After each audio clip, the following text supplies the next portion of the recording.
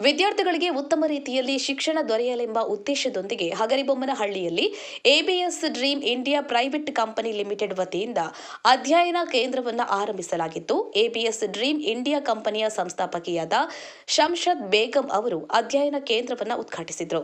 ಈ ಸಂದರ್ಭದಲ್ಲಿ ಶಂಷದ್ ಬೇಗಂ ಅವರು ಮಾತನಾಡಿ, ತಮ್ಮ ಜೀವನದಲ್ಲಿ ವಿದ್ಯಾಭ್ಯಾಸದಿಂದ ವಂಚಿತವಾದ ಸಂದರ್ಭಗಳನ್ನು ನೆನೆದು ನಾನು ಅನುಭವಿಸಿದ ತೊಂದರೆಗಳನ್ನು ಈ ಯುವ ಪೀಳಿಗೆಯ ಮಕ್ಕಳು ಅನುಭವಿಸಬಾರದು. ನಮ್ಮ ಅಧ್ಯಯನ ಕೇಂದ್ರದಲ್ಲಿ ಎಲ್ಲಾ ರೀತಿಯ ಪಠ್ಯ ಪುಸ್ತಕಗಳಿಗೆ ಸಂಬಂಧಪಟ್ಟಂತೆ ಹಾಗೂ ಇತರೆ ಪ್ರಚಲಿತ ಘಟನೆಗಳ ಕುರಿತು ಮಕ್ಕಳಿಗೆ ಉಪಯೋಗವಾಗುವ ರೀತಿಯಲ್ಲಿ ಪುಸ್ತಕಗಳನ್ನು ತರಿಸಿದ್ದೇವೆ. ಅದರ ಜೊತೆಯಲ್ಲಿಯೇ ಪೊಲೀಸ್ ಕಾನ್ಸ್ಟೇಬಲ್ನಿಂದ ಹಿಡಿದು ಐಎಎಸ್ ಅಧಿಕಾರಿಗಳು ಆಗುವ ತನಕ ಎಲ್ಲಾ ರೀತಿಯ ಪುಸ್ತಕಗಳನ್ನು ವಿದ್ಯಾರ್ಥಿಗಳಿಗೆ ಒದಗಿಸಲಾಗುತ್ತದೆ.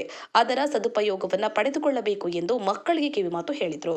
ಸುಧಾ ಚಿದಾನಂದ್ ಅವರು ಮಾತನಾಡಿ, ಮಕ್ಕಳು ಅತಿ ಹೆಚ್ಚಿನ ಗಮನವನ್ನು ಪುಸ್ತಕದೆಡೆಗೆ ಹರಿಸಬೇಕು. ಮೊಬೈಲ್ ಅನ್ನು ಬದಿಗಿರಿಸಿ ಹೆಚ್ಚಿನ ಪ್ರಮಾಣದಲ್ಲಿ ವಿದ್ಯಾಭ್ಯಾಸದ ಕಡೆ ಗಮನ ಹರಿಸುವುದರಿಂದ ಮಕ್ಕಳ ಜೀವನದಲ್ಲಿ ಹಾಗೂ ಏಳಿಗೆಯಲ್ಲಿಯೂ ಸಹ ಸುಧಾರಣೆ ಕಾಣಬಹುದು ಎಂದರು. ಇದೇ ಸಂದರ್ಭದಲ್ಲಿ ಅವರು ವೈಯಕ್ತಿಕವಾಗಿ 20 ಪುಸ್ತಕಗಳನ್ನು ನೀಡಿ ಮಕ್ಕಳಿಗೆ ಉತ್ತೇಜನ ನೀಡಿದರು.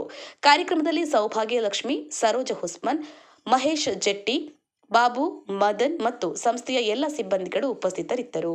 ಎಂ ಮಹಂತೇಶ್, ಹಗರಿಬೊಮ್ಮನಹಳ್ಳಿ, ಜೈ ಭೀಮ್ ನ್ಯೂಸ್ 24x7.